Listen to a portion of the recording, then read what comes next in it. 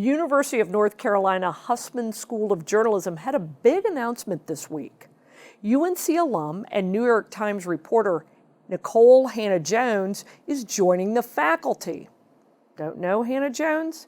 She's the creator of the factually inaccurate 1619 Project. Now, she'll be the Knight Chair in Race and Investigative Journalism beginning in July. Now, although she's received a Pulitzer Prize for the project, history shouldn't be so kind to Hannah Jones for her sloppy work and bias. She's an example of why so many don't trust media today. Some of the nation's most prominent historians, including one of my favorites, Gordon Wood, have blasted the 1619 Project. They've written the New York Times suggesting significant corrections, which the Times refuses to make. The most glaring and profound inaccuracy is that colonists fought the American Revolution over slavery. Now, those who peddle this view believe the history of our founding should start in 1619, the first year African slaves were brought to the colonies.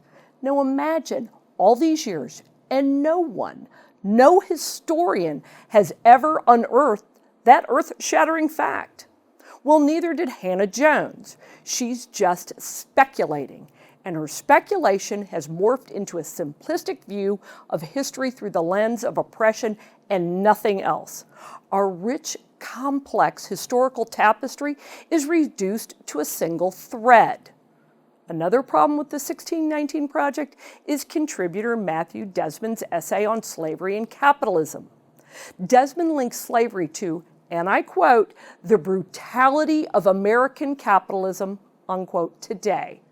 Philip Magnus of the American Institute for Economic Research sees a different picture. He calls Desmond's essay an anti-capitalist political message riddled with historical inaccuracies and factual errors. The Times won't correct it either. It's not surprising that the Times won't touch 1619. It's a golden goose. They need to keep the myth alive. The Atlantic reported that when the 1619 Project was first published, people lined up on the street to get copies. They haven't seen this type of demand for their print product since 2008.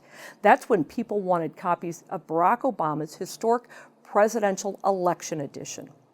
Any criticism of the 1619 Project or Hannah Jones is met with the pedestrian response, "You're racist." As John McWhorter says, the real racism is people in positions of authority giving 1619 and Hannah Jones a pass because of her skin color. Now, if the New York Times wants to publish inaccurate stuff, fine. I'm not surprised. But the Hussman School of Journalism should show better judgment. And the bigger problem is that school districts are incorporating 1619 into their curriculum. Now, if you have kids in government schools, check out the history curriculum. If you find signs of the 1619 Project, make sure you provide them another perspective. I suggest starting with our North Carolina History Project. Explain to them how freedom was created in the American colonies in a world that had never seen it before. Now, if you have feedback for me, email me at therightAOC@johnlocke.org. And for all the news and information you won't get anywhere else, visit carolinajournal.com and johnlocke.org.